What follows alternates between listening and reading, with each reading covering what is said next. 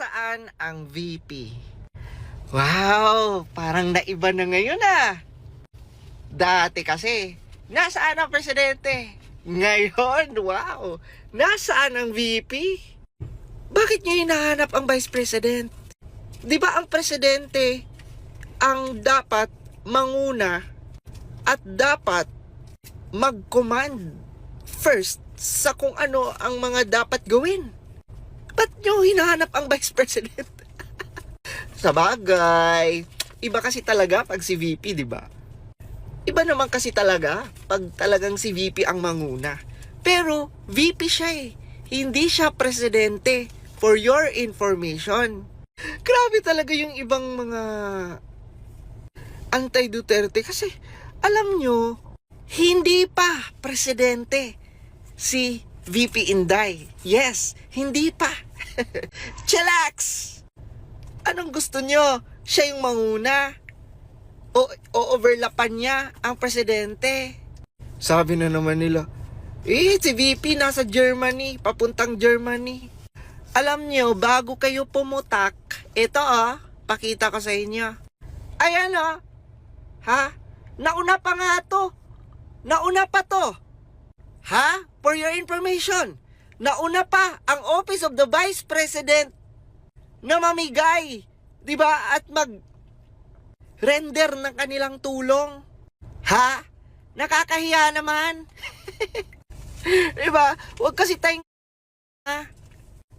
bago pa kayo pumutak, ayan na 'di ba? Umaksyon na ang Office of the Vice President. Yan ang Vice President namin. Ha? Yan si VP Inday Sara. Siya ang nangunguna sa lahat. 'Di ba? Yan kasi problema niya eh. Putak kayo ng putak. Nauna na palang tumulong ang Office of the Vice President. Pero naiintindihan ko mga lods, bakit mas hinahanap si VP? Naiintindihan ko na.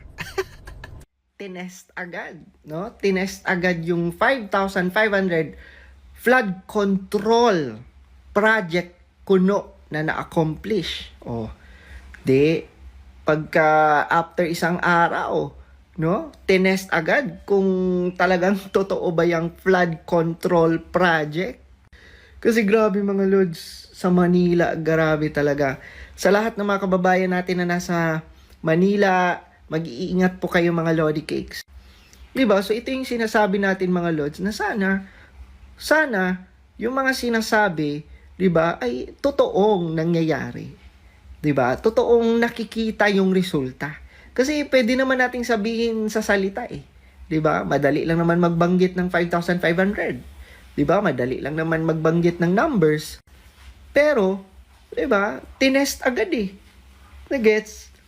That's why ako mga lods, dito natin makikita kung ano bang proyekto or quality project ang nagawa na, no? At napapakinabangan ng mga Pilipino. Kaya ang mga Pilipino nanggagalaiti doon sa 20 million para lang sa pagkain sa SONA. Diba? Tapos ngayon, tingnan nyo, grabe talaga yung nangyaring baha, no? Sa Metro Manila. And kung talagang 5,500, ang dami kasi nun mga lods eh. 5,500 flood control project ang sinasabing tapos na. Anyari? I repeat, calamity yan. Of course, hindi naman yan mahahadlangan ng gobyerno, 'di ba? Yang bagyo na yan. Pero nagsabi kasi na 5,500 flood control project ang tapos na. Tapos biglang, 'di ba? Biglang tinest ngayon. Kamusta? Tapos paayuda pa ng paayuda. Kaya ako for me mga lods, sana yung pera nilagay na lang sa mga ganyang project. Pinaganda ang Pilipinas, 'di ba? Kumbaga para nang sa ganun, pag grabe yung sakuna, hindi masyadong magbaha, 'di ba? Kasi hindi naman na talaga natin maiwasan, magbabaha talaga, pero yung hindi grabe. Kasi nga, ulitin ko, yung sinasabi ng ating presidente, may flood control project. Ang tanong, saang lugar kaya yung flood control project? Kasi ang dami nun, 5,500. Naku mga Lods, ito pala ang rason bakit walang flood control. Manila will be put under a state of calamity. And this is because talaga hindi maganda ang flooding dito, ang nangyari dito sa Metro Manila. Especially in the traditional low-lying areas like Navotas, these are all these places that mababa talaga sa dagat yan kahit lagi nababaha. Nasira pa yung flood control natin dahil binangga ng barko. Kaya halos lahat ng bayan ay nasa So sabi ni President BBM, nasira daw ang flood control natin dahil binangga ng barko. Mr. President, President BBM, this is not personal kasi presidente ka naman ng Pilipinas and we have the right to express our opinion, no? Pero imposible naman yung sinasabi mo na yung flood control nyo or yung flood control project na sinasabi mo ay nabangga lang ng barko? Parang sinira lang ng barko?